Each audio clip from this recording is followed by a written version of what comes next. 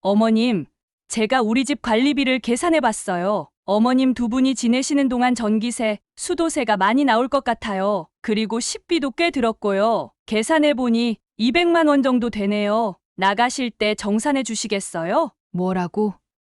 내가 너희 집에서 돈 내고 지내야 한다고? 네, 어머님. 요즘 물가가 비싸잖아요. 그리고 어머님 때문에 우리가 사생활도 없고 불편한 점이 많았거든요. 형님 집에는 500만 원이나 주시면서 우리한테는 왜 그런 게 없어요? 무슨 일이에요? 엄마, 왜 얼굴이 그렇게 하얘요? 어머님이 우리 집에서 지내는 비용에 대해 이야기하고 있었어요. 당신 형수님 치료비로는 500만 원이나 주시면서 우리한테는 200만 원도 못 주시겠대요. 서진아, 지금 뭐 하는 거야? 어떻게 우리 부모님한테 그런 말을 할 수 있어? 왜? 내가 뭐 잘못 말했어? 당신 부모님이 우리 집에서 5일이나 지내시는데 그에 맞는 비용을 내시는 게 당연하잖아. 큰아들네만 특별 대우하고 우리는 뭐 2등 시민이야? 서진아, 내가 언제 너희를 2등 시민 취급했니? 내가 500만 원을 보낸 건 너희 형수가 암 치료를 받고 있어서야. 그게 어떻게 차별이 된다는 거니? 사연을 듣고 난 후 각자의 의견을 댓글로 남겨주시기 바랍니다. 사소한 댓글이라도 사연자분에게 큰 힘이 될 수 있습니다. 각색될 수 있고 사연자분의 입장에서 구성될 수 있습니다. 026 여사님은 강원도의 작은 마을에서 태어난 전형적인 가부장적 집안의 막내딸이었습니다. 그녀는 3명의 오빠들 사이에서 자라면서 눈에 띄는 차별을 경험했습니다. 오빠들은 고등교육을 받을 기회가 주어졌지만 그녀에게는 여자가 공부해서 뭐하냐는 말만 돌아왔습니다. 그녀는 어린 시절부터 집안일을 도맡아 하면서도 틈틈이 공부를 게을리하지 않았습니다. 학교에서는 항상 상위권을 유지했지만 아버지는 그녀의 성적표에 무관심했습니다. 아버지, 제가 이번에 전교 5등 했어요. 그럼 뭐하니? 밥상은 제대로 차릴 줄 아냐? 시집가서 남편 위할 줄은 알고? 이런 대화가 일상이었던 026 여사님은 고등학교 졸업장을 받자마자 집을 나오기로 결심했습니다.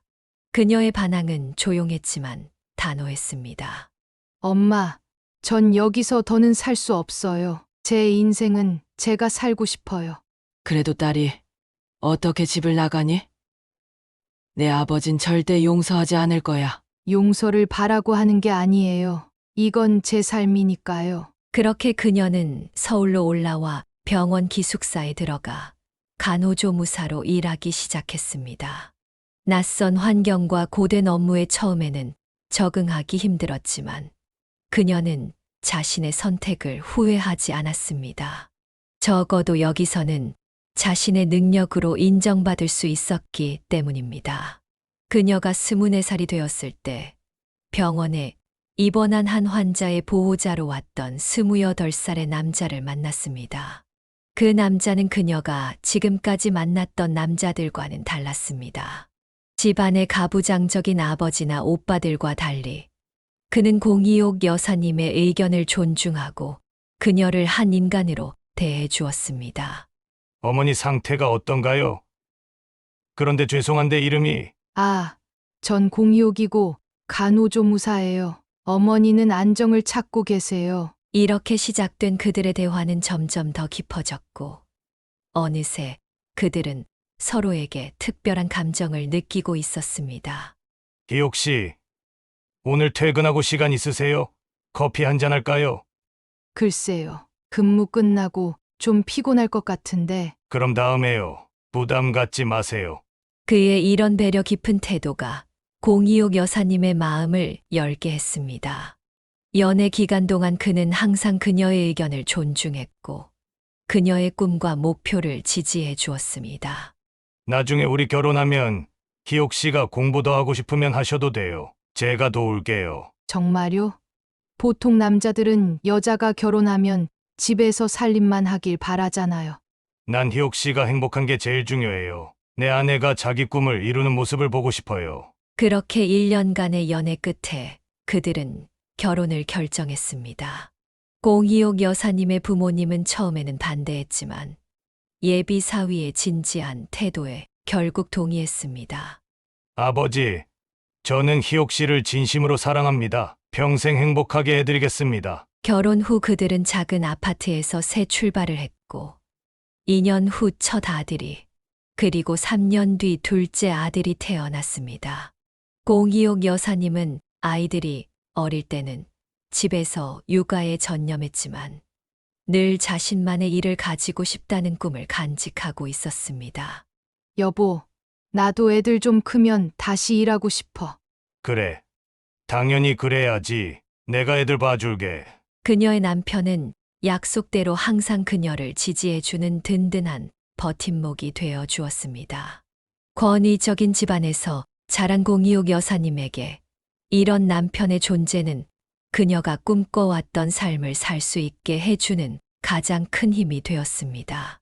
아이들이 초등학교 고학년이 되었을 때 공이옥 여사님은 오랜 시간 집에서만 머물렀던 일상에 변화를 주기로 결심했습니다. 그녀는 지인의 소개로 집에서 그리 멀지 않은 지역 종합병원의 영양사 자리에 지원하게 되었습니다. 면접 당일 그녀는 긴장된 모습으로 병원을 찾았습니다. 공이옥 씨는 경력이 없으신데 왜 이 자리에 지원하셨나요? 면접관이 물었습니다. 그녀는 잠시 생각에 잠기다가 진솔하게 대답했습니다. 제가 비록 경력은 없지만 가정에서 오랫동안 영양과 식단에 관심을 두고 가족의 건강을 책임져 왔어요. 이제는 그 경험을 바탕으로 더 많은 사람들에게 도움이 되고 싶습니다. 그녀의 성실함과 열정이 면접관들의 마음을 움직였는지 얼마 후 합격 통지를 받았습니다. 병원 영양사로서의 생활은 생각했던 것보다 훨씬 더 고된 일이었습니다. 대량의 식사를 준비하는 과정에서 무거운 식재료를 나르고 큰 조리기구를 다루는 일은 체력적으로 매우 부담스러웠습니다. 퇴근 후 집에 돌아온 공이옥 여사님은 종종 저녁 식사를 준비하다가도 극심한 피로에 눈을 비비곤 했습니다. 한 번은 소파에 잠시 앉아 쉬려던 그녀가 그대로 깊은 잠에 빠진 적도 있었습니다. 남편이 발견했을 때는 이미 저녁 9시가 넘은 시간이었습니다. 여보, 일어나. 저녁도 안 먹고 그냥 자면 어떡해. 남편이 부드럽게 그녀의 어깨를 흔들었습니다.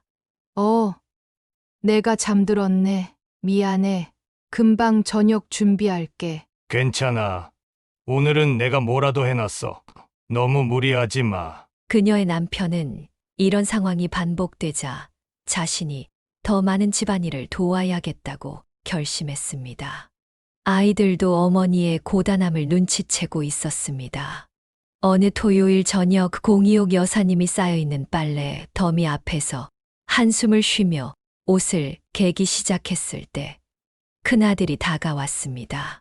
엄마, 얼굴이 너무 안 좋아 보여요. 오늘은 쉬세요. 저희가 할게요. 작은 아들도 곧바로 거들었습니다. 맞아요. 엄마는 저번 주부터 계속 피곤해 보이셨어요. 저희도 이제 다 컸으니까 이 정도는 할 수 있어요. 두 아들은 엄마를 소파로 안내한 뒤 능숙하게 빨래를 개기 시작했습니다. 비록 그들의 방식이 완벽하진 않았지만 그 모습은 공이옥 여사님의 마음을 따뜻하게 녹였습니다. 이것이 일회성 행동으로 끝나지 않았습니다.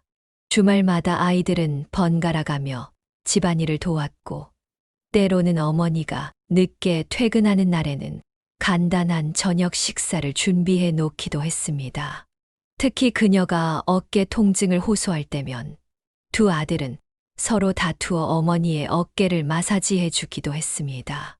어머, 너희 손이 점점 더 야무져지는구나. 이제 전문가급이네. 엄마가 매일매일 힘들게 일하시는데 이 정도는 해드려야죠. 병원에서의 근무는 육체적으로 힘들었지만 그녀는 자신의 일의 보람을 느끼고 있었습니다. 특히 환자들이 식사 후 건강을 회복해가는 모습을 볼 때마다 큰 기쁨을 느꼈습니다. 그러나 가끔은 과도한 업무량에 지치기도 했습니다. 어느 추운 겨울날 그녀는 발열과 기침 증상을 보였지만 인력이 부족한 병원 상황을 고려해 출근을 강행했습니다. 그날 저녁 그녀는 평소보다 더 기진맥진한 상태로 집에 돌아왔습니다. 작은 아들은 어머니의 이마에 손을 대보고는 깜짝 놀랐습니다. 엄마, 열이 엄청 높아요. 왜 이렇게 아픈데 일하러 가셨어요? 괜찮아. 그냥 좀 피곤한 것뿐이야. 하지만 그날 밤 그녀의 상태는 더 나빠졌고 가족들의 강력한 권유로 다음 날 병원에 결근하고 쉬게 되었습니다. 이틀 동안 가족들의 정성 어린 간호 덕분에 그녀는 빠르게 회복할 수 있었습니다. 이런 경험들을 통해 공이옥 여사님은 자신의 가족이 얼마나 소중한지 다시 한번 깨닫게 되었습니다. 특히 아들들이 점점 자라며 보여주는 성숙함과 배려심은 그녀에게 무한한 자부심을 안겨주었습니다. 힘든 직장 생활 속에서도 그녀가 지치지 않고 계속 나아갈 수 있었던 것은 바로 이 든든한 가족의 지지 덕분이었습니다. 공이옥 여사님이 병원 영양사로 일한 지 2년째 되던 해봄, 예기치 못한 사고가 발생했습니다. 그날은 병원 내 특별 행사가 있어 평소보다 더 분주한 하루였습니다. 식당에서 대형 국통을 들고 이동하던 신입 영양사가 바닥에 흘린 물에 미끄러지면서 공이옥 여사님의 다리에 뜨거운 국물을 쏟고 말았습니다. 순간적인 고통에 그녀는 그 자리에 주저앉았고 주변 동료들이 황급히 달려와 응급처치를 시작했습니다. 국물이 쏟아진 부위는 즉시 붉게 변하기 시작했고 물집이 생기는 것이 눈에 보였습니다. 사고를 낸 신입 영양사는 얼굴이 창백해진 채 어쩔 줄 몰라 했습니다. 정말 죄송합니다. 제가 바닥에 물을 닦지 않아서 어떡해요. 많이 다치셨어요? 병원 응급실에서 간단한 치료를 받은 후 공이옥 여사님은 이도 화상 진단을 받고 3일간의 병가를 허락받았습니다. 사고를 낸 동료는 눈물을 글썽이며 계속해서 사과했고 병원비는 물론 택시비까지 자신이 부담하겠다고 했습니다. 정말 괜찮아요. 부엌에서 일하다 보면 이런 일 한두 번쯤은 있는 거예요. 너무 자책하지 마세요. 공이옥 여사님은 오히려 그 동료를 위로했습니다. 그녀는 신입사원이 이 일로 자신감을 잃거나 직장 내 불편한 관계가 형성되는 것을 원치 않았습니다. 집에 돌아온 그녀는 가족들에게 상황을 설명했습니다. 다리에 붕대를 감고 들어오는 어머니를 본 아이들은 놀라움과 분노로 가득 찬 표정이었습니다. 엄마, 어떻게 된 거예요? 누가 엄마를 다치게 한 거예요? 큰아들이 흥분해서 물었습니다. 그냥 실수로 그런 거야. 일하다 보면 이런 일도 있는 거지. 아니에요. 엄마, 누가 이렇게 엄마를 다치게 했는지 알려주세요. 제가 가서 따져볼게요. 작은 아들이 분노에 찬 목소리로 말했습니다. 그래요, 엄마. 그 사람 이름이 뭐예요? 저희가 가서 확실히 말해줄게요. 어떻게 우리 엄마를 이렇게 다치게 할 수 있어요? 아이들의 반응에 공이옥 여사님은 잠시 생각에 잠겼습니다. 그녀는 이 상황이 자녀 교육의 중요한 순간이라는 것을 직감했습니다. 화를 내는 대신 그녀는 부드러운 목소리로 아이들을 소파에 앉히고 이야기를 시작했습니다.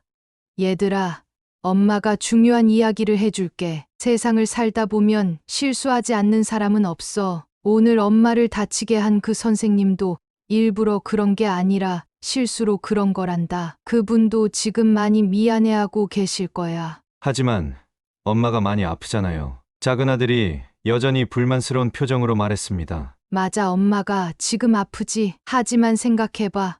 만약 너희가 친구를 실수로 다치게 했는데 그 친구의 형이나 동생이 와서 너희를 혼내면 어떨 것 같니? 아이들은 잠시 말이 없었습니다.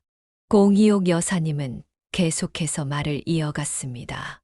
우리가 살면서 가장 중요한 것은 서로를 이해하고 용서하는 마음이야. 그 선생님은 이미 엄마에게 진심으로 사과했고 병원비도 모두 내셨어. 실수를 하고 진심으로 반성하는 사람에게는 우리도 넓은 마음을 가져야 해. 점차 아이들의 표정이 누그러지기 시작했습니다. 큰아들이 조심스럽게 물었습니다. 그래도 엄마, 그 선생님이 앞으로는 더 조심해야 하지 않을까요? 다른 사람도 또 다칠 수 있잖아요. 물론이지. 하지만 그건 그 선생님이 스스로 깨달을 일이야. 우리가 찾아가서 혼을 내는 것보다 그분이 이 경험을 통해 더 조심하게 되는 게 더 중요한 거란다. 공이옥 여사님은 이 기회를 통해 아이들에게 용서와 이해의 중요성을 가르쳤습니다. 그녀는 자신의 부모님으로부터 받았던 엄격한 가르침과는 다른 방식으로 자녀들을 교육하고 싶었습니다. 사람은 누구나 실수할 수 있으며 그것을 인정하고 용서하는 마음이 중요하다는 것을 알려주고 싶었습니다. 그날 이후로 공이옥 여사님은 종종 일상 속 작은 사건들을 통해 아이들에게 삶의 지혜를 전하곤 했습니다. 학교에서 있었던 친구와의 다툼, 시험에서의 실수, 약속을 지키지 못했을 때의 대처법 등 다양한 상황에서 그녀는 아이들이 올바른 가치관을 형성할 수 있도록 도왔습니다. 이런 아이들의 작은 변화들이 공이옥 여사님에게는 무엇보다 큰 기쁨이었습니다. 그녀는 자신이 경험했던 엄격하고 가부장적인 교육 방식 대신 존중과 이해를 바탕으로 한 교육이 아이들의 성장에 더 도움이 된다고 믿었습니다. 그리고 실제로 시간이 흐를수록 아이들은 더욱 사려 깊고 배려심 많은 청소년으로 성장해 갔습니다. 남편은 10년 넘게 지역 종합병원에서 시설관리 업무를 담당해 왔습니다. 그러나 병원의 구조조정으로 인해 예상치 못한 퇴직 통보를 받게 되었습니다. 가족의 생계를 책임지던 남편의 갑작스러운 실직 소식에 공이옥 여사님은 큰 걱정에 빠졌지만 겉으로는 담담한 모습을 유지했습니다. 괜찮아요, 여보. 좋은 기회가 또 있을 거예요. 우리 함께 이겨낼 수 있어요. 그녀의 격려에 힘을 얻은 남편은 여러 직종에 지원서를 넣기 시작했고 한 달 후 시내버스 회사에 기사로 취직하게 되었습니다. 새로운 직업은 익숙해지기까지 시간이 필요했습니다. 초기에는 불규칙한 근무 시간과 낯선 업무 환경으로 인해 남편의 피로도가 매우 높았습니다. 그런 아버지의 모습을 본 아이들은 자발적으로 도울 방법을 찾기 시작했습니다. 특히 아버지의 휴일에는 아이들이 함께 나서서 버스 회사 차고지에 가서 아버지의 버스를 세차하는 일을 돕곤 했습니다. 처음에는 아이들의 도움이 오히려 더 손이 가는 일이 되기도 했지만 점차 그들은 능숙하게 버스의 구석구석을 깨끗이 닦는 방법을 터득했습니다. 아이고, 우리 아들들 덕분에 내 버스가 회사에서 제일 반짝거려 다른 기사들이 다 부러워한다니까. 아버지의 칭찬에 아이들은 더욱 열심히 도왔고 이런 과정에서 가족 간의 유대감은 더욱 깊어졌습니다. 주말이면 함께 간단한 도시락을 싸들고 차고지에 가는 것이 가족의 소소한 즐거움이 되었습니다. 시간이 빠르게 흘러 어느새 큰아들은 고등학교 3학년이 되었습니다. 그러나 학업에 대한 열정보다는 돈 버는 것을 좋아했던 아들은 대학 진학보다 취업을 선택했습니다. 처음 아들이 이 결정을 알렸을 때 공이옥 여사님은 잠시 당황했지만 곧 아들의 선택을 존중하기로 했습니다. 엄마, 저는 대학 가는 것보다 빨리 사회에 나가서 경험을 쌓고 싶어요. 제가 정말 하고 싶은 일을 찾고 싶어요. 그래. 내가 원하는 길을 가렴. 엄마는 내 선택을 응원할게. 고등학교 졸업 후 큰아들은 다행히 어머니가 일하던 병원의 행정부서의 사무직으로 취직할 수 있었습니다. 처음에는 단순한 업무부터 시작했지만 성실함과 친화력으로 빠르게 인정받기 시작했습니다. 더불어 병원에서 제공하는 야간 직업훈련 프로그램에 참여하며 의료행정 전문가로서의 역량을 키워나갔습니다. 한편 학구적인 성향이 강했던 작은 아들은 고등학교에서 우수한 성적을 유지하며 명문약학대학에 진학했습니다. 대학 생활 동안 그는 여러 학술 대회에서 두각을 나타냈고 졸업 후에는 대형 제약회사의 연구부서에 취업하는 성과를 이루었습니다. 어머니, 제가 개발에 참여한 신약이 임상시험을 통과했어요. 내년에는 시중에 출시될 예정이래요. 작은 아들의 이런 소식을 들을 때마다 공이옥 여사님은 가슴이 뿌듯함으로 가득 찼습니다. 비록 두 아들이 가진 재능과 관심사는 달랐지만 그들 모두 자신의 분야에서 최선을 다하며 성장해가는 모습이 자랑스러웠습니다. 어느 주말 가족 모임에서 공이옥 여사님은 남편과 함께 소파에 앉아 두 아들의 대화를 듣고 있었습니다. 큰아들은 병원 행정 시스템 개선 프로젝트에 대해 열정적으로 이야기하고 있었고, 작은 아들은 신약 개발 과정의 어려움과 보람에 대해 공유하고 있었습니다. 그들의 대화는 서로 다른 분야지만 사람들의 건강과 복지에 기여하고자 하는 공통된 가치를 담고 있었습니다. 우리 아이들이 이렇게 훌륭하게 자랐네. 그녀가 남편에게 작은 목소리로 말했습니다. 그러게, 우리가 뭐 특별한 것을 해준 것도 아닌데 참 감사한 일이야. 이제는 좋은 짝을 만나 행복한 가정을 이루는 모습만 보면 더 바랄 게 없겠어. 공희옥 여사님은 두 아들이 사회에서 인정받는 것도 중요하지만 무엇보다 그들이 따뜻한 가정을 이루고 행복하게 살아가길 바랐습니다. 그녀 자신이 결혼을 통해 얻은 행복과 안정감을 아들들도 경험하길 원했기 때문입니다. 이제 그녀의 작은 소망은 아들들이 좋은 배우자를 만나 또 다른 행복한 가정을 이루는 것이었습니다.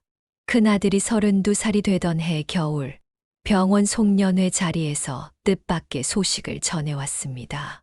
그는 같은 병원 검사실에서 임상병리사로 일하는 여성과 진지한 만남을 시작했다고 했습니다. 오랫동안 연애 소식 한 번 들려주지 않던 아들이었기에 공희옥 여사님은 놀라움과 기대감으로 가득 찼습니다. 어머니, 다음 주 토요일에 민지를 데리고 인사드리러 가도 될까요? 벌써 6개월째 만나고 있는데 이제 부모님께 정식으로 소개하고 싶어요. 처음 예비 며느리를 만난 날, 공희옥 여사님은 약간의 긴장감을 느꼈습니다. 아들이 데려온 여성은 단정한 차림새에 밝은 미소를 지닌 27살의 젊은 여성이었습니다. 현관문을 열자마자 그녀는 공손하게 인사를 건넸고 정성스럽게 준비한 선물 바구니를 내밀었습니다. 식사 자리에서 민지는 유쾌한 대화로 분위기를 이끌었고 특히 공희옥 여사님의 질문에 진솔하게 답하는 모습이 인상적이었습니다. 그녀는 강원도 작은 마을 출신으로 부모님을 일찍 여의고 할머니 손에서 자랐다고 했습니다. 어려운 환경에서도 장학금을 받으며 대학을 졸업하고 지금의 직업을 갖기까지의 과정을 겸손하게 이야기했습니다. 식사 후 설거지를 하던 중 공희옥 여사님은 민지가 자연스럽게 주방에 들어와 도움을 주는 모습에 마음이 더욱 열렸습니다. 그녀는 익숙한 솜씨로 그릇을 닦고 정리하며 이것저것 물어보는 것이 참으로 사랑스러웠습니다. 그날 이후로 민지는 종종 아들과 함께 공희옥 여사님의 집을 방문했고 차츰 가족처럼 편안한 관계가 형성되었습니다. 예상보다 빠르게 큰아들은 6개월 후 민지와의 결혼을 발표했습니다. 공희옥 여사님은 마음속으로 이미 민지를 딸처럼 여기고 있었기에 이 소식이 무척 기뻤습니다. 결혼식은 소박하지만 따뜻한 분위기 속에서 진행되었습니다. 신혼집이 공희옥 여사님의 집에서 그리 멀지 않아 그녀는 종종 가벼운 마음으로 방문할 수 있었습니다. 그러나 그녀는 의도적으로 신혼부부의 공간을 존중하며 미리 연락하는 습관을 들였습니다. 첫 명절을 맞이하던 날, 공희옥 여사님은 며느리가 부담을 느끼지 않도록 배려했습니다. 그녀는 미리 대부분의 음식을 준비해 놓고 민지에게는 가벼운 일만 부탁했습니다. 그러나 민지는 예상과 달리 주방에 들어서자마자 앞치마를 메고 적극적으로 도움을 자청했습니다. 민지는 비록 요리 경험이 많지 않았지만 열정과 배움의 자세로 공기옥 여사님의 지도를 받으며 여러 명절 음식을 함께 준비했습니다. 그녀는 실수를 하더라도 좌절하지 않고 웃으며 다시 도전하는 긍정적인 태도를 보여주었습니다. 이런 모습이 공이옥 여사님은 더욱 마음에 들었습니다. 시간이 흐를수록 민지는 시어머니와의 관계에서 더욱 편안함을 느끼며 자주 전화를 걸어 일상을 나누고 조언을 구했습니다. 때로는 퇴근 후 직접 공이옥 여사님의 집에 들러 함께 차를 마시며 대화를 나누기도 했습니다. 이런 소소한 만남들이 두 사람 사이의 유대감을 더욱 깊게 만들었습니다. 공이옥 여사님의 생일이 다가왔을 때 민지는 특별한 계획을 세웠습니다. 그녀는 일주일 전부터 공이옥 여사님이 좋아하는 음식들을 몰래 메모해 두었고 당일 아침 일찍 시어머니 집에 도착해 풍성한 생일상을 차렸습니다. 테이블 위에는 공이옥 여사님이 평소 즐겨 먹던 해물찜과 떡갈비는 물론 특별히 배운 약식과 과일 화채까지 정성스럽게 준비되어 있었습니다. 잠에서 깬 공이옥 여사님은 부엌에서 들려오는 소리에 의아해하며 거실로 나왔고 그곳에서 환하게 웃고 있는 민지와 아들 그리고 아름답게 차려진 생일상을 보고 크게 감동했습니다. 민지는 시어머니를 꼭 안아주며 생일을 축하했고 직접 만든 카드와 함께 정성 어린 선물을 건넸습니다.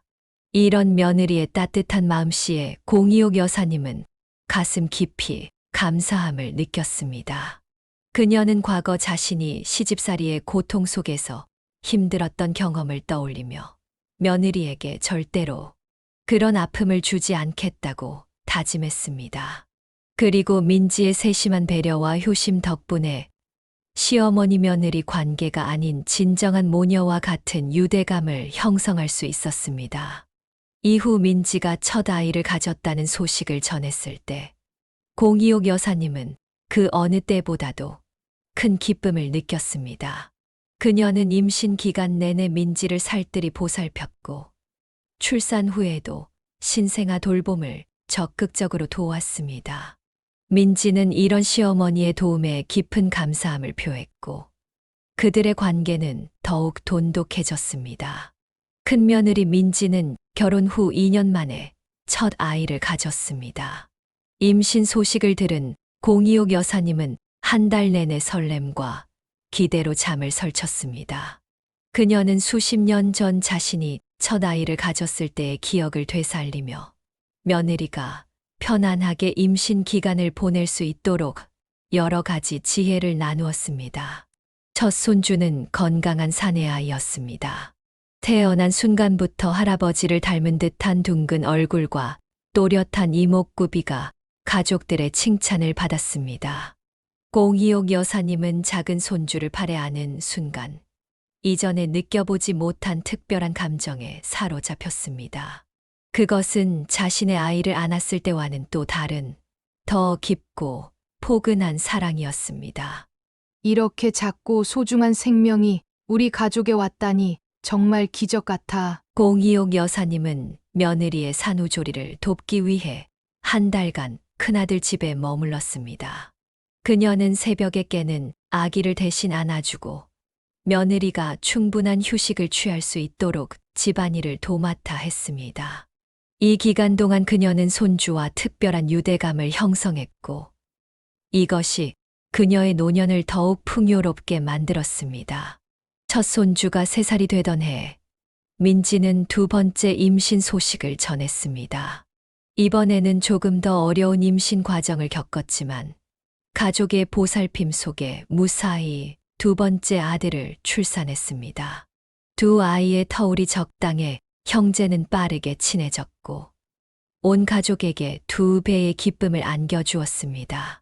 공이옥 여사님은 첫 손주가 유치원에 입학할 무렵 20년 넘게 해온 병원 영양사 일을 은퇴했습니다. 그녀는 오랜 직장 생활을 마무리하며 아쉬움도 있었지만 은퇴 후 더 많은 시간을 손주들과 보낼 수 있다는 생각에 마음이 설렜습니다. 은퇴 후 첫 몇 개월 동안 그녀는 집을 정리하고 그동안 미뤄두었던 취미 생활을 시작했습니다. 특히 도예 클래스에 등록해 만든 작은 도자기들은 그녀에게 큰 성취감을 주었습니다. 그러나 점차 그녀의 일상은 손주들을 중심으로 재편되기 시작했습니다. 매주 23회 026 여사님은 버스를 타고 1시간 거리의 큰아들 집을 방문했습니다. 큰아들 부부가 모두 직장에 다니느라 바쁜 시간을 보내는 동안 그녀는 두 손주를 돌보며 즐거운 시간을 보냈습니다. 그녀는 손주들에게 전통 동화를 들려주고 함께 간단한 요리를 만들어 보며 아이들의 호기심과 창의력을 키워주었습니다. 민지의 세 번째 임신 소식은 가족 모두에게 놀라움을 안겨주었습니다. 두 아들 이후 딸을 가졌다는 산부인과 의사의 말에 026 여사님은 특히 기뻐했습니다. 그녀는 항상 딸아이의 특별함을 느끼고 있었고 이제 손녀와 함께할 시간을 상상하며 설렘을 감추지 못했습니다. 세 번째 출산은 예정일보다 조금 일찍 이루어졌습니다. 작은 여자아이는 형들보다 체구는 작았지만 태어나자마자 힘찬 울음소리로 건강함을 알렸습니다. 026 여사님은 분홍색 담요에 쌓인 작은 손녀를 안아보며 눈물을 참지 못했습니다. 우리 예쁜 공주님이 드디어 왔구나. 할머니가 얼마나 기다렸는지 몰라. 3명의 손주가 있는 가정은 언제나 활기찼습니다. 특히 주말이면 온 집안이 아이들의 웃음소리와 장난으로 가득했습니다. 026 여사님은 이런 북적거림 속에서 진정한 행복을 느꼈습니다. 그녀는 세 손주 모두에게 공평한 사랑을 주려 노력했지만 솔직히 막내 손녀에게는 조금 더 특별한 마음이 있었습니다. 손녀가 3살이 되던 해봄, 026 여사님은 손녀를 위한 작은 한복을 손수지었습니다.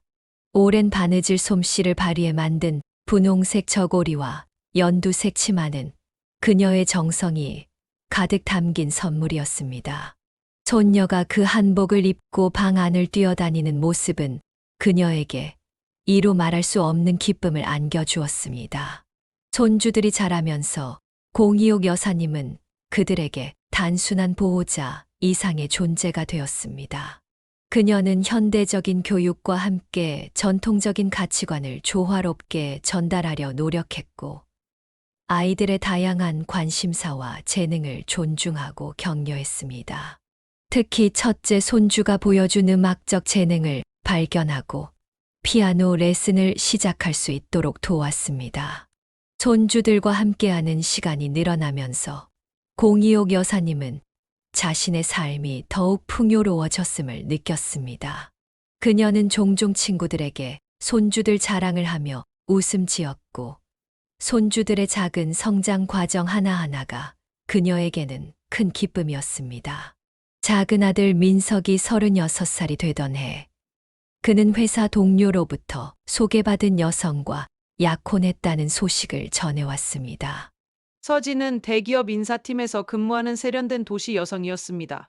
026 여사님은 두 번째 며느리를 맞이한다는 기대와 설렘으로 가득 찼지만 첫 만남부터 무언가 어긋나는 느낌이 들었습니다. 약혼녀 서진은 예의 바르고 단정한 인상이었지만 그녀의 눈빛과 말투에서 묘한 거리감이 느껴졌습니다. 민지와 달리 서진은 대화 중에 시선을 자주 피했고 질문에도 최소한의 대답만 하며 더 이상의 대화를 이어가지 않았습니다. 026 여사님은 처음 보는 자리라 긴장한 탓이려니 생각했지만 이후 몇 번의 만남에서도 상황은 크게 나아지지 않았습니다. 결혼식을 준비하는 과정에서도 서진은 시댁 식구들과 최소한의 접촉만 유지했습니다. 웨딩드레스를 고르거나 예식장을 방문할 때도 친정 친구들만 데려갔고 026 여사님의 동행 제안을 정중히 거절했습니다. 이런 상황은 공희옥 여사님의 마음에 작은 상처를 남겼지만 그녀는 서진의 선택을 존중하려 노력했습니다. 서진이가 아무래도 시어머니랑 같이 가면 부담스러울 수 있지. 이해해야지. 결혼식 당일 서진의 아버지는 딸의 손을 잡고 입장하며 눈물을 보였습니다. 공희옥 여사님은 그 모습을 보며 서진이 29의 어머니를 여의고 아버지와 단둘이 살아왔다는 사실을 떠올렸습니다. 그녀는 서진의 내면에 어머니의 빈자리가 크게 자리하고 있을 것이라 짐작했습니다. 결혼 후 첫 명절이 다가왔습니다. 공희옥 여사님은 새 며느리가 부담을 느끼지 않도록 특별히 신경 썼습니다. 그녀는 대부분의 음식을 미리 준비해두고 서진에게는 편안하게 쉬라고 권했습니다. 하지만 민지가 적극적으로 도움을 자청했던 것과 달리 서진은 공희옥 여사님의 배려를 당연하게 받아들이는 듯했습니다. 재아가 혹시 이런 요리 해본 적 있니? 같이 해볼까? 아니면 그냥 쉬고 있을래? 저는 요리를 전혀 못해요. 같이 하면 오히려 방해될 것 같으니 그냥 거실에서 쉬고 있을게요. 서진의 냉담한 반응에 공희옥 여사님은 순간 당혹스러웠지만 이내 미소를 지으며 고개를 끄덕였습니다. 그녀는 서진의 솔직함이 오히려 좋을 수도 있다고 자신을 위로했습니다. 억지로 부엌일을 돕는 것보다는 솔직하게 자신의 의사를 표현하는 편이 낫다는 생각이었습니다. 하지만 시간이 흘러도 서진과의 관계는 크게 개선되지 않았습니다. 명절마다 큰 며느리 민지와 서진의 대조적인 모습은 더욱 두드러졌습니다. 민지가 공희옥 여사님과 함께 부엌에서 웃음소리를 내며 음식을 준비하는 동안 서진은 대개 TV를 보거나 스마트폰을 들여다보며 거실 소파에 앉아 있었습니다.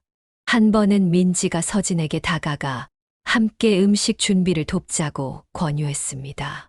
그러나 서진은 무표정한 얼굴로 거절했고 오히려 민지와 시어머니가 너무 친밀하게 지내는 것에 불편함을 느끼는 듯한 반응을 보였습니다. 이 장면을 목격한 공희옥 여사님은 가슴 한켠이 아려왔습니다. 공희옥 여사님은 작은 며느리와의 관계 개선을 위해 여러 시도를 했습니다. 서진의 생일에 정성스럽게 선물을 준비하고 때로는 그녀의 직장 근처까지 찾아가 점심 식사를 함께 하자고 제안했습니다. 그러나 서진은 항상 바쁘다는 이유로 만남을 최소화했고 전화 통화도 짧게 끝내는 경향이 있었습니다. 특히 상처가 되었던 것은 서진이 시어머니의 배려를 당연시 여기는 태도였습니다. 공희옥 여사님이 정성껏 만든 반찬을 보내주거나 집안일을 도와주러 갔을 때도 서진은 형식적인 감사, 인사만 건넬 뿐 진심 어린 반응을 보이지 않았습니다. 작은 며느리가 내게 마음을 열지 않는 이유가 뭘까? 공희옥 여사님은 밤마다 이런 생각으로 가슴이 답답했습니다. 그녀는 혹시 자신이 무의식 중에 두 며느리를 차별하고 있는 것은 아닌지, 서진에게 상처를 주는 말이나 행동을 한 적은 없는지 끊임없이 자문했습니다. 결국 큰아들 부부의 중재로 서진과 공희옥 여사님은 단둘이 차를 마시며 대화할 기회를 가졌습니다. 그날 서진은 평소보다 조금 더 마음을 열고 자신의 이야기를 들려주었습니다. 그녀는 어머니의 부재 속에서 자라며 느꼈던 외로움과 친밀한 모녀 관계에 대한 막연한 동경과 두려움에 대해 털어놓았습니다. 어머니 같은 분과 어떻게 관계를 맺어야 할지 모르겠어요. 제 친어머니는 제가 대학생일 때 돌아가셔서 성인이 된 후에 모녀 관계가 어떤 건지 경험해 본 적이 없거든요. 서진의 솔직한 고백을 들은 공희옥 여사님은 그제서야 며느리의 차가운 태도 이면에 깊은 상처와 두려움이 있었음을 이해하게 되었습니다. 그녀는 서진의 손을 조심스럽게 잡으며 그동안 느꼈던 서운함을 내려놓고 새로운 마음으로 관계를 시작하자고 제안했습니다. 그날 이후로 서진과 공희옥 여사님의 관계는 조금씩 개선되기 시작했지만 여전히 큰 며느리 민지와의 관계만큼 가깝고 자연스럽지는 않았습니다. 공이옥 여사님은 때로는 서진의 냉담함에 상처받기도 했지만 그녀만의 속도와 방식으로 관계를 형성해 나가야 한다는 것을 받아들이려 노력했습니다. 공이옥 여사님의 생활은 두 아들과 두 며느리, 그리고 3명의 손주들로 채워져 있었지만 그녀의 마음 한구석에는 자신도 인정하기 싫은 불편한 현실이 자리하고 있었습니다. 바로 두 아들 가정의 뚜렷한 경제적 격차였습니다. 작은 아들 민석은 대형 제약회사의 연구개발팀 책임자로 승진하면서 연봉이 크게 뛰었고, 작은 며느리 서진 역시 글로벌 기업의 인사팀에 근무하며 상당한 수입을 올리고 있었습니다. 둘이 맞벌이를 하면서 모은 자금으로 신축 아파트를 장만했다는 소식을 들었을 때 공이옥 여사님은 축하의 마음과 함께 미묘한 걱정이 교차했습니다. 반면 큰아들 가정의 상황은 사뭇 달랐습니다. 큰아들은 여전히 병원 행정직에 머물러 있었고, 큰며느리 민지는 새 아이를 출산하면서 경력이 단절된 상태였습니다. 아이들이 어느 정도 자란 후 민지가 파트타임으로 일을 시작했지만 그 수입은 가게에 큰 도움이 되지 못했습니다. 새 아이의 교육비와 생활비로 매달 빠듯한 살림을 꾸려가는 큰아들, 부부의 모습이 공이옥 여사님의 마음을 무겁게 했습니다. 명절날 두 가정의 차이는 더욱 극명하게 드러났습니다. 작은 아들 부부는 고급 브랜드의 의류를 차려입고 외제차를 타고 왔지만 큰아들 부부는 평범한 차림의 대중교통을 이용해 도착했습니다.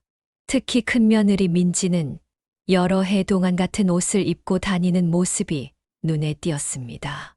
한 번은 민지가 입은 스웨터의 목이 늘어나 있는 것을 보고 공이옥 여사님이 걱정스럽게 물었습니다. 아가, 새 옷 좀 사 입지 그래? 이건 목도 다 늘어났네. 민지는 쑥스러운 듯 웃으며 대답했습니다. 괜찮아요. 어머님 아이들 학원비에 생활비에 제 옷은 정말 필요할 때만 사면 돼요. 이거 아직 충분히 입을 만해요. 그 말을 듣는 순간 공이옥 여사님의 가슴이 찢어지는 듯 했습니다. 반면 작은 며느리 서진은 매번 새로운 명품 가방과 액세서리를 착용하고 있었고, 심지어 동네 마트에 갈 때도 고급스러운 차림새를 유지했습니다. 이런 상황을 더는 두고 볼 수 없었던 공이옥 여사님은 백화점에서 두 며느리를 위한 옷을 구매했습니다. 똑같은 브랜드, 똑같은 가격대의 옷을 골랐고 다음 가족 모임에서 두 며느리에게 전달했습니다. 큰 며느리 민지는 감격스러운 표정으로 선물을 받았습니다. 어머님, 이렇게 비싼 옷을 저한테 사주시다니 정말 감사합니다. 하지만 너무 아까워서 쉽게 입지 못할 것 같아요. 그러나 작은 며느리 서진의 반응은 예상 밖이었습니다. 그녀는 선물 상자를 열어보더니 미소 한 번 짓지 않고 건조하게 감사 인사만 전했습니다. 그리고 잠시 후 화장실에서 돌아온 서진의 얼굴에는 분명한 불만족의 기색이 역력했습니다. 가족 모임이 끝나고 모두가 돌아간 후 공이옥 여사님은 남편에게 서진의 반응에 대해 이야기했습니다. 이상하네. 똑같은 선물인데 왜 작은 며느리만 저런 표정을 짓는 걸까? 며칠 후 우연히 작은 아들과 통화하던 중 알게 된 사실은 공이옥 여사님을 더욱 당혹스럽게 했습니다. 서진이 선물 받은 옷을 너무 저렴해 보인다며 친구에게 줘버렸다는 것이었습니다. 백화점에서 꽤 높은 가격을 지불했음에도 작은 며느리의 눈에는 그조차 부족하게 느껴졌던 것입니다. 더 충격적인 사건은 추석 명절 때 벌어졌습니다. 공이옥 여사님이 정성껏 준비한 추석 음식을 두고 작은 며느리 서진이 친정아버지에게 전화로 한 말이 우연히 공이옥 여사님의 귀에 들어왔습니다. 아빠, 나 여기 못 시켜서 진짜! 음식도 맛없고 냄새 나는 것 같고 뭐 하나 맘에 드는 게 없어! 그 말을 들은 공이옥 여사님은 가슴이 무너지는 듯한 충격을 받았습니다. 이틀 밤을 세워가며 준비한 음식들이 냄새난다고 평가받는 순간이었습니다. 경제적 차이는 단순히 물질적인 것에만 국한되지 않았습니다. 두 아들 가정의 생활 방식과 가치관에도 점점 간극이 벌어지고 있었습니다. 작은 아들 부부는 해외여행을 자주 다니고 최신 가전제품으로 집을 채우며 트렌디한 라이프 스타일을 추구했습니다. 반면 큰아들 부부는 검소하고 실용적인 생활을 이어갔고 아이들의 교육과 가족의 건강에 우선순위를 두었습니다. 공희옥 여사님은 두 가정의 차이가 단순한 경제적 격차를 넘어 점점 더 깊은 가족 갈등의 씨앗이 될까 두려웠습니다. 그녀는 밤마다 어떻게 하면 이 상황을 중립적으로 조율할 수 있을지 고민했지만 뚜렷한 해결책을 찾지 못했습니다. 결국 그녀가 할 수 있는 것은 두 가정 모두를 똑같이 사랑하고 지원하는 것뿐이었습니다. 가족 모임이 잦아지면서 작은 며느리 서진의 표정과 행동에서 불만의 기색이 더욱 뚜렷해졌습니다. 그녀는 가족들이 모인 자리에서 종종 소외감을 느끼는 듯한 모습을 보였고, 특히 공희옥 여사님과 큰며느리 민지가 대화를 나눌 때마다 날카로운 시선을 보내곤 했습니다. 처음에는 단순한 기분 변화라고 생각했던 공희옥 여사님은 점차 서진의 행동에 패턴이 있다는 것을 깨달았습니다. 어느 추운 겨울날 공희옥 여사님은 심한 감기로 며칠간 앓아누웠습니다. 열이 심하게 오르고 기침이 멈추지 않아 가족들이 걱정했지만 그녀는 병원에 가는 것을 거부했습니다.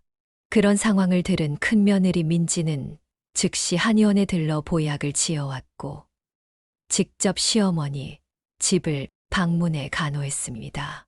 어머님, 이 보약 꼭 드셔야 해요. 제가 한의사 선생님한테 어머님 증상 다 말씀드렸더니 이게 가장 좋대요. 민지의 정성에 감동한 공희옥 여사님은 며느리가 건네준 보약을 마셨고 민지의 간호 덕분에 빠르게 회복할 수 있었습니다.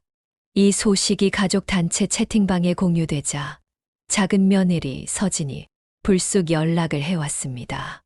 어머님, 왜 저한테는 아프다고 말씀 안 하셨어요? 저도 챙겨드릴 수 있는데. 공희옥 여사님은 서진의 말에 당혹스러움을 느꼈습니다. 그녀는 누구에게도 특별히 아프다고 말하지 않았고 단지 가족 단체 채팅방에 몸이 불편하다는 메시지를 한 번 남겼을 뿐이었습니다. 민지가 직접 찾아온 것은 그녀의 자발적인 행동이었습니다. 이런 일이 있은 후 서진은 점점 더 예민하게 반응하기 시작했습니다. 명절 준비를 위해 모인 자리에서 공희옥 여사님과 민지가 함께 주방에서 요리하며 웃고 떠드는 모습을 지켜보던 서진이 갑자기 주방으로 들어와 불편한 표정으로 말했습니다. 어머님과 형님은 정말 친하시네요. 대화가 끊이질 않네요. 그 말에는 분명한 시샘의 감정이 서려 있었습니다. 민지가 서진에게 함께 요리하자고 권유했지만 서진은 냉담하게 거절했습니다. 특히 큰 충돌이 일어난 것은 서진이 처사들을 출산했을 때였습니다. 공희옥 여사님은 즉시 아들 부부의 집으로 달려가 축하의 마음을 전하고 정성스럽게 준비한 선물과 산후조리에 필요한 음식들을 가져갔습니다. 그리고 함께 앉아 이야기를 나누던 중 공희옥 여사님이 무심코 한 말이 문제가 되었습니다. 아이 키우는 게 처음이라 많이 혹시 궁금한 게 있으면 너희 형님한테 물어보렴. 새 아이를 키운 경험이 있으니까 여러 가지로 도움이 될 거야. 그 말을 들은 서진의 표정이 순간 굳어졌습니다. 그녀는 잠시 침묵하다가 예상치 못한 반응을 보였습니다. 어머님은 저보다 형님을 더 신뢰하시는 것 같네요. 저도 어머님께 직접 조언을 듣고 싶었는데. 서진의 목소리에는 누구도 예상치 못한 상처와 서운함이 묻어 있었습니다. 그제서야 공희옥 여사님은 자신의 말이 어떻게 해석될 수 있는지 깨달았습니다. 그녀는 단지 실용적인 조언을 하려 했을 뿐이었지만 서진의 귀에는 그것이 차별로 들렸던 것입니다. 그 후로도 비슷한 상황은 반복되었습니다. 공이옥 여사님이 큰며느리에게 보내는 일상적인 관심과 애정이 서진의 눈에는 모두 편애로 비춰졌습니다.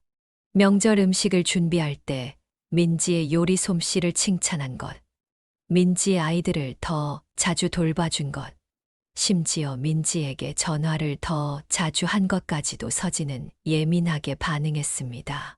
하지만 공이옥 여사님은 서진의 이런 감정의 깊이를 완전히 이해하지 못했습니다. 그녀는 두 며느리를 똑같이 대하려 노력했고, 오히려 큰아들 가정의 경제적 어려움을 감안해 그쪽에 조금 더 신경 쓰는 것이 자연스럽다고 생각했습니다. 사실 서진의 마음 깊은 곳에는 누구에게도 말하지 못한 상처가 있었습니다. 어머니를 일찍 여의고 자란 그녀에게는 어머니와의 관계가 항상 동경의 대상이자 불안의 원천이었습니다. 다른 친구들이 어머니와 쇼핑을 가고 비밀을 나누고 조언을 구하는 모습을 부러워했던 서진은 시어머니에게서 그 빈자리를 채우고 싶은 마음이 있었습니다. 하지만 민지가 이미 시어머니와 깊은 유대감을 형성하고 있는 모습을 보며 서진은 자신이 그 자리를 차지할 수 없다는 절망감을 느꼈습니다. 그녀의 시샘과 냉담함은 사실 깊은 상실감과 소외감에서 비롯된 방어 기제였지만 그녀는 이를 제대로 표현하는 방법을 알지 못했습니다. 공이옥 여사님은 종종 서진의 기분이 좋지 않을 때면 특별히 챙기려 노력했지만 그럴수록 서진은 더 차갑게 반응했습니다. 마치 누군가의 친절이 더 깊은 상처를 건드리는 것처럼 서진은 공이옥 여사님의 따뜻함을 받아들일 준비가 되어 있지 않았습니다. 겨울이 끝나갈 무렵 가족들에게 예상치 못한 충격적인 소식이 전해졌습니다. 어느 일요일 가족 모임에서 큰아들은 평소보다 어두운 표정으로 가족들을 바라보며 목을 가다듬었습니다. 식사가 끝난 후 거실에 모인 가족들 앞에서 떨리는 목소리로 말을 꺼냈습니다. 다들 앉으세요. 중요한 이야기가 있어요. 그 말에 모두의 시선이 집중되었고 공이옥 여사님은 순간 불길한 예감이 들었습니다. 큰아들의 표정에서 심상치 않은 무언가를 직감했기 때문입니다. 민지가 지난주에 병원에 갔는데 유방암 초기 판정을 받았어요. 마치 시간이 멈춘 듯한 침묵이 거실을 채웠습니다. 공이옥 여사님은 자신의 귀를 의심했습니다. 민지는 겨우 42살, 새 아이의 엄마였습니다. 항상 건강에 신경 쓰고 밝은 웃음을 잃지 않던 그녀가 어떻게 암이라는 병에 걸릴 수 있단 말인가요? 유방암이라니 어떻게 그런 일이? 공이옥 여사님의 목소리가 떨렸습니다. 큰아들은 아내가 몇 주 전부터 가슴에 만져지는 작은 멍울을 발견했지만 바쁜 일상 속에서 대수롭지 않게 여겼다고 설명했습니다. 그러다 통증이 지속되자 병원을 찾았고 정밀 검사 결과 초기 유방암 진단을 받았다는 것이었습니다. 다행히 아직 전이는 없었지만 곧 수술을 받아야 하는 상황이었습니다. 공이옥 여사님은 그 자리에서 쓰러질 것 같은 충격을 받았습니다. 자신보다 젊은 며느리가, 그것도 항상 건강하고 활력 넘치던 민지가 암이라니 도저히 믿기지 않았습니다. 가족들은 각자의 방식으로 충격을 표현했습니다. 남편은 입술을 꽉 다문 채 창밖만 바라보았고, 작은 아들은 형에게 구체적인 치료 계획과 예후에 관해 질문했습니다. 가장 놀랍게도 평소 냉담했던 서진의 얼굴에도 진심 어린 걱정의 기색이 역력했습니다. 민지는 당분간 가족들에게 이 사실을 비밀로 해달라고 부탁했습니다. 아이들이 너무 걱정할까봐, 그리고 주변 사람들의 동정 어린 시선이 부담스러울까봐 조용히 치료받기를 원했기 때문입니다. 하지만 가족들은 이런 중요한 일을 함께 나누고 도와야 한다고 생각했습니다. 그날 밤 공이옥 여사님은 잠을 이루지 못했습니다. 그녀는 사랑하는 며느리가 암과 싸워야 한다는 사실에 가슴이 찢어지는 듯했습니다. 어떻게든 도움이 되고 싶은 마음에 그녀는 다음 날 아침 일찍 은행을 찾았습니다. 공이옥 여사님과 남편은 오랫동안 모아둔 노후 자금의 일부인 500만 원을 큰아들 부부에게 보냈습니다. 치료비와 생활비에 보탬이 되길 바라는 마음이었습니다. 큰아들은 처음에 거절했지만 공이옥 여사님은 단호했습니다. 이것은 단순한 경제적 지원이 아니라 어머니의 사랑과 응원의 표현이었습니다. 며칠 후 민지는 종합병원에서 유방 부분 절제술을 받았습니다. 공이옥 여사님은 수술 내내 병원 대기실에서 기도했습니다. 다행히 수술은 성공적이었고 의사는 조기 발견 덕분에 예후가 좋을 것이라 예측했습니다. 하지만 재발 방지를 위한 항암 치료와 방사선 치료가 남아 있었고 이는 민지에게 또 다른 시련이 될 것이었습니다. 민지가 퇴원한 후 공이옥 여사님은 손주들을 돌보기 위해 큰아들 집에서 함께 지내기로 했습니다. 그녀는 아침 일찍 일어나 아이들의 아침 식사를 준비하고 등교를 돕고 집안일을 처리했습니다. 민지가 치료로 인한 부작용으로 힘들어할 때면 그녀는 영양가 높은 음식을 정성껏 준비하고 도움이 될 만한 정보를 찾아보았습니다. 이 어려운 시기에 뜻밖의 변화가 일어났습니다. 작은 며느리 서진이 점차 달라지기 시작한 것입니다. 처음에는 형식적인 위로 전화에 그쳤지만 점차 그녀는 주말마다 민지를 찾아와 함께 시간을 보내기 시작했습니다. 두 며느리 사이에 특별한 유대감이 형성되었고 서진은 민지의 항암 치료 일정에 맞춰 휴가를 내어 병원에 동행하기도 했습니다. 공이옥 여사님은 이런 서진의 변화에 깊은 감동을 받았습니다. 평소 서진이 민지에게 약간의 거리감을 두고 있었다는 것을 알고 있었기에 위기 앞에서 보여준 그녀의 따뜻한 마음씨가 더욱 값지게 느껴졌습니다. 몇 달간의 치료 과정은 민지뿐만 아니라 가족 모두에게 힘든 시간이었습니다. 항암 치료로 인해 민지는 머리카락이 빠지고 극심한 피로와 구토에 시달렸습니다. 아이들은 엄마의 변화된 모습에 처음엔 당황했지만 곧 각자의 방식으로 엄마를 돕기 시작했습니다. 큰아이는 동생들을 챙기는 역할을, 둘째는 집안일을 돕는 역할을, 막내는 엄마의 곁을 지키며 응원하는 역할을 자처했습니다. 가족 전체가 민지의 투병을 함께하며 공이옥 여사님은 가족의 의미를 새롭게 깨달았습니다. 위기 앞에서 서로를 지지하고 도우며 사소한 갈등과 차이를 넘어 하나가 되는 가족의 모습이 그녀의 마음을 따뜻하게 했습니다. 그리고 무엇보다 민지의 강인한 의지와 긍정적인 마음가짐은 모두에게 큰 힘이 되었습니다. 폭우가 쏟아지던 여름밤, 공이옥 여사님의 집에서 예상치 못한 재난이 발생했습니다. 저녁 식사 준비를 하던 중 갑자기 싱크대에서 물이 역류하기 시작한 것입니다. 처음에는 단순한 배관 막힘으로 생각했지만 물이 점점 더 넘쳐 주방 바닥을 뒤덮기 시작했습니다. 여보, 빨리 와봐요. 싱크대에서 물이 쏟아져 나와요. 남편이 황급히 주방으로 달려왔지만 상황은 이미 통제불능 상태였습니다. 물은 주방 바닥을 넘어 거실까지 흘러들어갔고 급기야 벽지가 물을 흡수해 검은 얼룩이 퍼지기 시작했습니다. 남편은 당황한 채로 수도 밸브를 잠그고 수건으로 물을 닦아보았지만 이미 피해는 상당했습니다. 다음 날 아침 급히 불러온 배관공은 단순한 배관 문제가 아니라 오래된 집의 구조적 문제라고 진단했습니다. 배관 노후화, 벽체 습기 침투, 그리고 화장실 타일 균열까지 종합적인 집수리가 필요한 상황이었습니다. 최소 5일은 걸릴 겁니다. 두 동안은 다른 곳에서 지내셔야 해요. 먼지와 소음이 심할 테니까요. 갑작스러운 소식에 공기옥 여사님과 남편은 난감해졌습니다. 큰아들 집은 멀리 있는 데다 민지가 항암 치료 중이라 부담을 줄 수 없었습니다. 결국 그들은 가까이 사는 작은 아들 집에 머물기로 결정했습니다.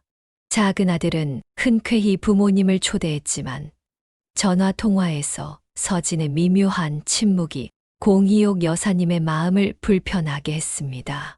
그럼에도 불구하고 그녀는 최대한 작은 며느리에게 폐를 끼치지 않겠다는 다짐과 함께 짐을 꾸렸습니다. 작은 아들 부부의 아파트에 도착했을 때 그들의 환영은 겉보기에는 따뜻했습니다. 작은 아들은 부모님의 짐을 방으로 옮겨주며 편안히 지내시라고 재차 강조했습니다. 하지만 서진의 표정에서는 미소보다는 긴장감이 더 역력했습니다. 첫날 저녁 공희옥 여사님은 감사의 마음을 담아 직접 저녁을 준비하겠다고 나섰습니다. 하지만 그녀가 주방에 발을 들이는 순간 서진의 얼굴에 불편한 기색이 스쳤습니다. 어머님, 제가 요리할게요. 어머님은 편히 쉬세요. 언뜻 들으면 배려의 말 같았지만 그 목소리에는 분명한 경계심이 묻어 있었습니다. 공희옥 여사님은 이런 반응에 당황스러웠지만 며느리의 영역을 존중하려고 물러섰습니다. 이틀째 되는 날, 상황은 더욱 불편해졌습니다. 공희옥 여사님이 아침 식사 후 설거지를 하고 있을 때 서진이 갑자기 주방에 들어와 그녀의 손길을 차갑게 제지했습니다. 어머님, 왜 그렇게 물을 많이 쓰세요? 그리고 세제도 너무 많이 쓰시네요. 우리 집 수도요금 폭탄 맞겠어요. 공희옥 여사님은 자신이 평생 해온 방식대로 설거지하고 있었을 뿐인데 마치 큰 잘못이라도 저지른 것처럼 꾸중을 듣자 가슴이 철렁 내려앉았습니다. 그녀는 겨우 미소를 지으며 사과했지만 내심 깊은 상처를 받았습니다. 그날 오후 그녀는 큰며느리 민지에게 전화를 걸어 항암 치료 상황을 물었습니다. 거실 소파에서 작은 목소리로 대화하던 중 갑자기 서진이 화난 표정으로 다가왔습니다. 어머님, 지금 제가 좋아하는 프로그램 보고 있었는데 어머님 통화 소리 때문에 하나도 못 들었어요. 통화하시려면 방에 들어가서 하세요. 공희옥 여사님은 얼른 전화를 끊고 사과했지만 서진의 날카로운 시선에 가슴이 조여들었습니다. 그녀는 자신이 이 집에서 완전히 불청객이 된 기분을 느꼈습니다. 사흘째 되는 날, 공희옥 여사님은 저녁 식사를 위해 장을 보고 돌아왔습니다. 그녀는 모두가 좋아할 만한 음식을 정성껏 준비했고, 특히 서진이 좋아한다는 게장을 구입하는 데 아낌없이 돈을 썼습니다. 하지만 서진은 식탁에서 그저 무표정하게 밥을 먹을 뿐 감사의 말 한마디 없었습니다. 넷째 날 아침, 작은 아들이 출근한 후 서진이 공희옥 여사님에게 다가와 충격적인 요구를 했습니다. 어머님, 제가 우리 집 관리비를 계산해 봤어요. 어머님 두 분이 지내시는 동안 전기세, 수도세가 많이 나올 것 같아요. 그리고 식비도 꽤 들었고요. 계산해 보니 200만 원 정도 되네요. 나가실 때 정산해 주시겠어요? 공희옥 여사님은 그 말을 듣는 순간 귀를 의심했습니다. 그녀의 아들과 며느리 집에 잠시 머무는 것뿐인데 마치 호텔 비용을 청구받는 듯한 기분이었습니다. 뭐라고? 내가 너희 집에서 돈 내고 지내야 한다고? 네, 어머님. 요즘 물가가 비싸잖아요. 그리고 어머님 때문에 우리가 사생활도 없고 불편한 점이 많았거든요. 형님 집에는 500만 원이나 주시면서 우리한테는 왜 그런 게 없어요? 서진의 말에는 오랫동안 쌓아온 불만과 서운함이 폭발한 것 같았습니다. 공희옥 여사님은 순간 할 말을 잃었습니다.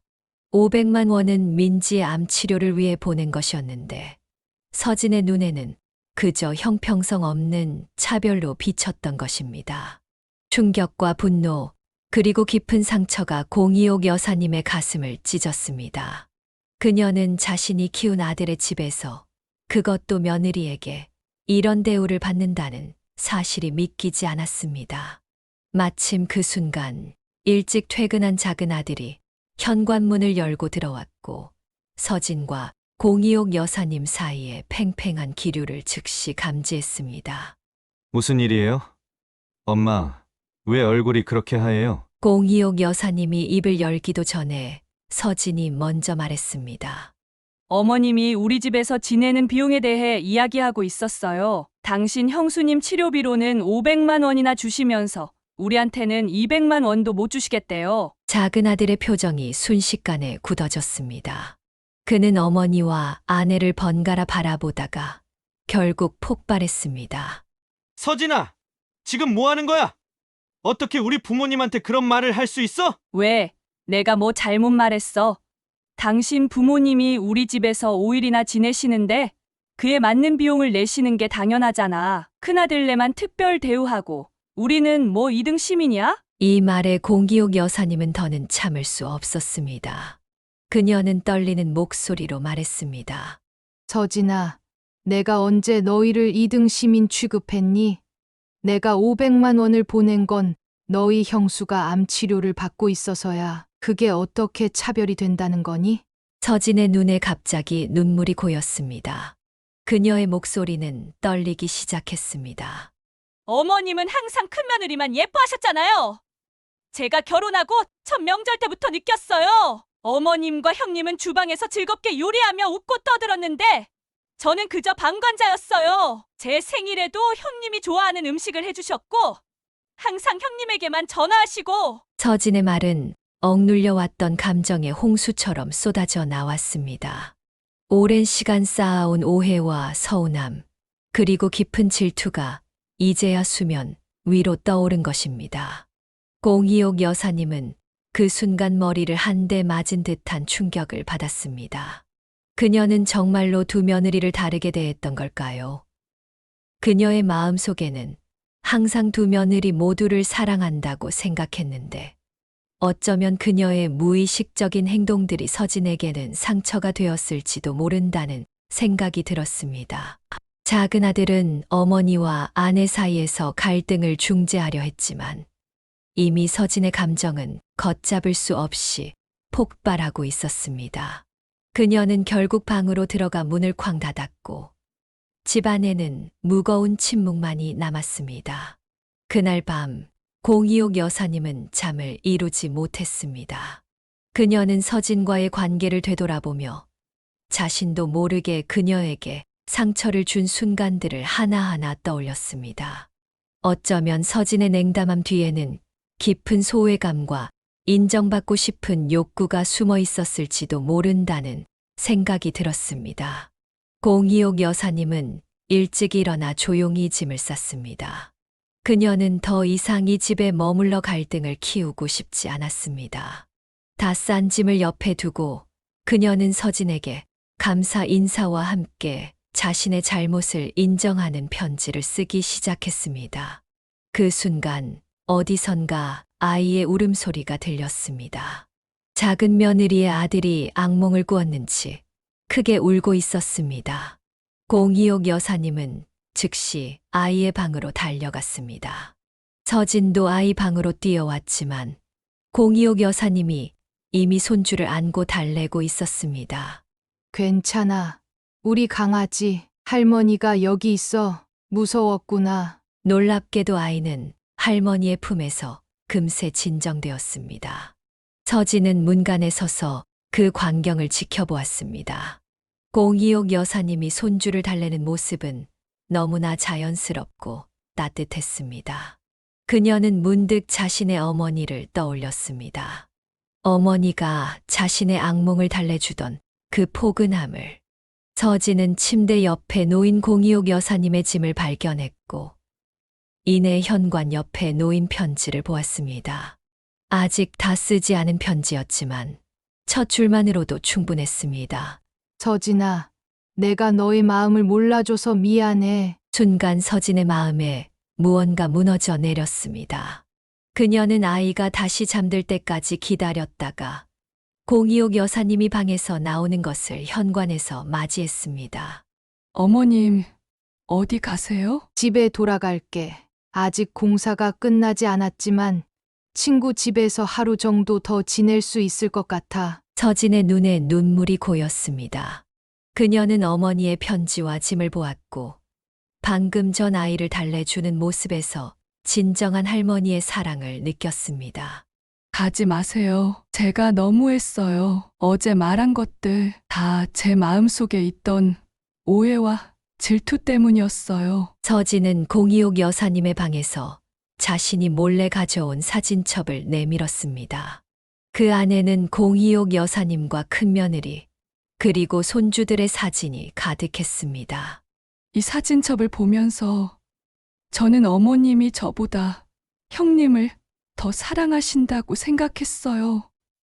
그런데 아까 아이를 달래주시는 모습을 보니 그게 아니란 걸 알겠어요. 어머님은 그저 어머니셨던 거예요. 공이옥 여사님은 가슴이 아팠습니다.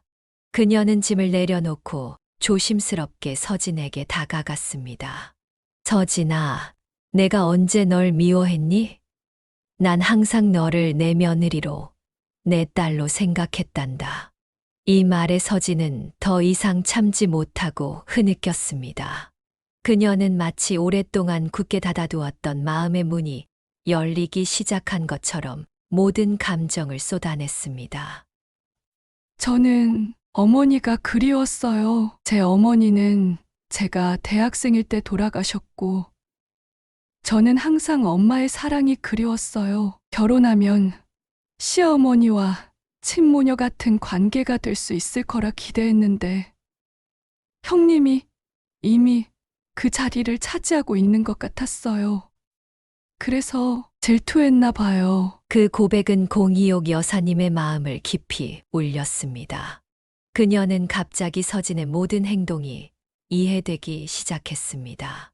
냉담함과 거리두기는 상처받지 않기 위한 방어였고, 날카로운 반응은 인정받고 싶은 갈망의 표현이었던 것입니다. 공이옥 여사님은 천천히 팔을 벌려 서진을 안았습니다.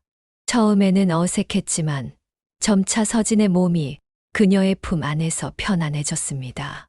그것은 어머니와 딸 사이의 포옹, 오랫동안 그리워했던 따뜻함의 교환이었습니다.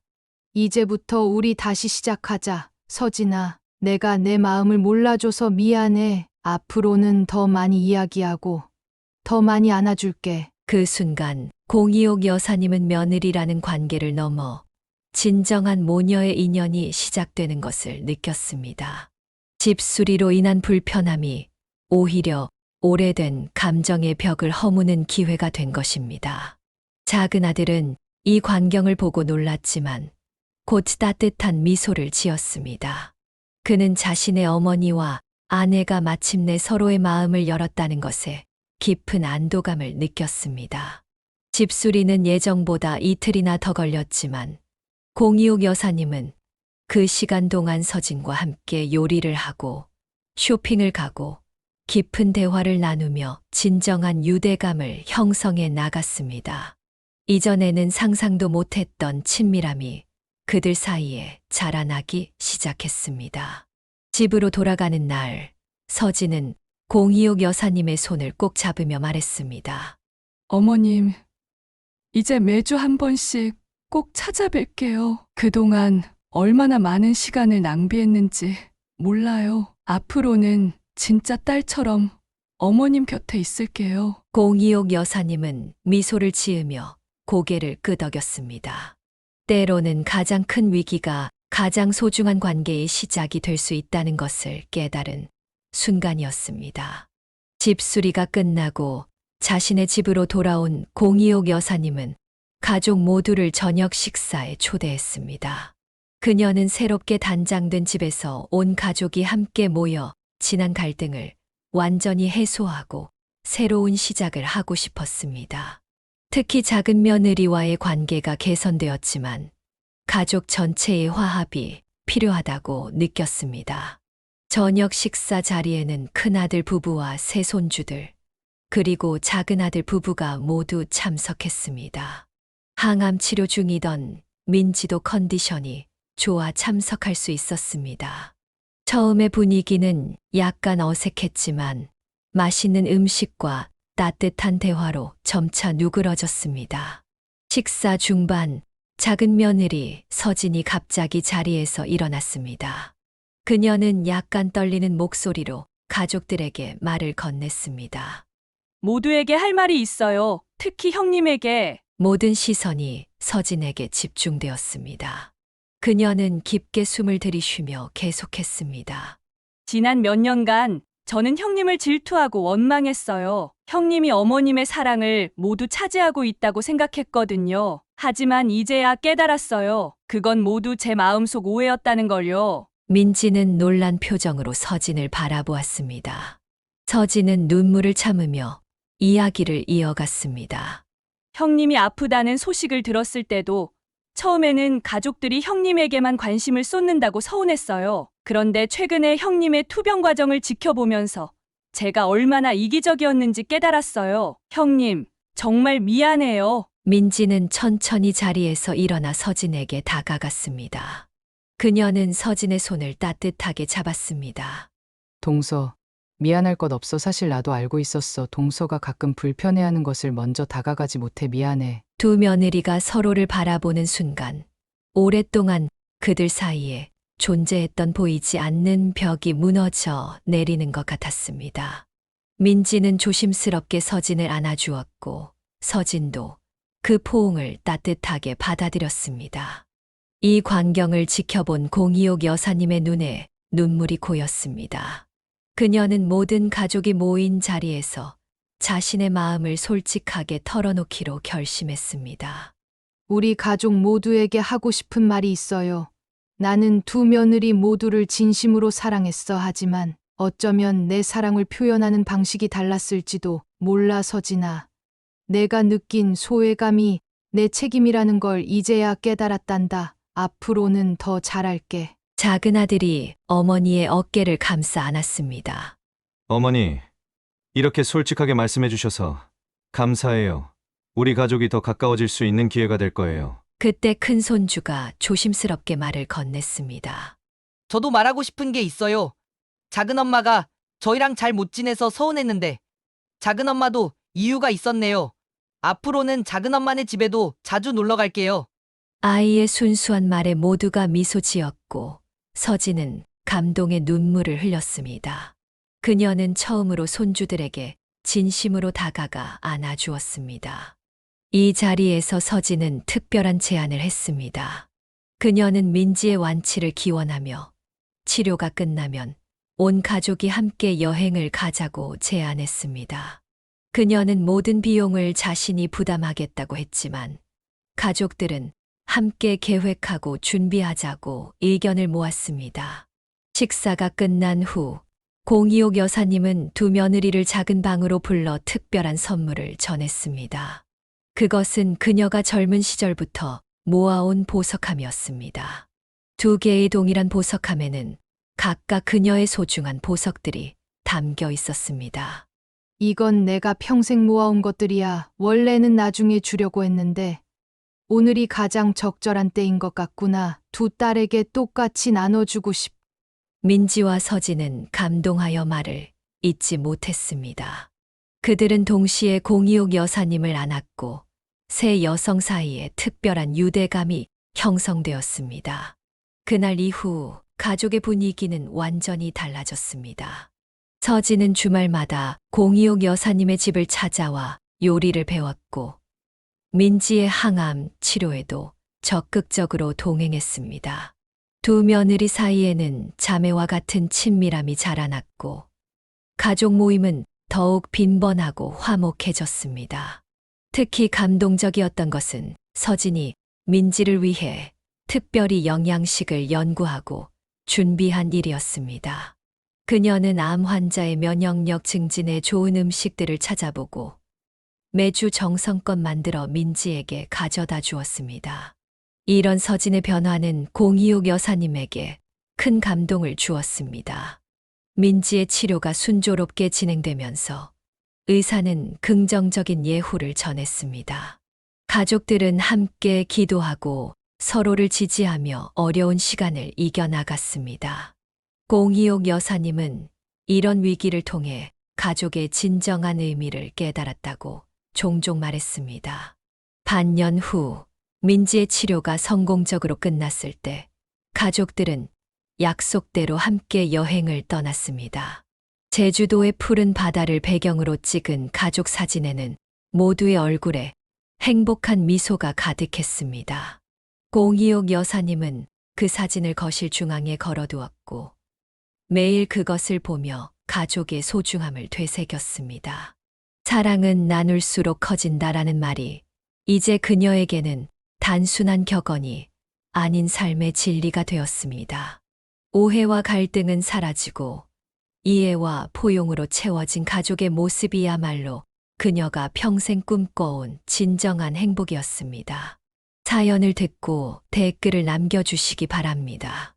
사소한 의견일지라도 사연자분에게는 큰 힘이 됩니다. 노골적인 악성 댓글은 사연자분에게 상처가 될 수 있으니 삼가주시기 바랍니다.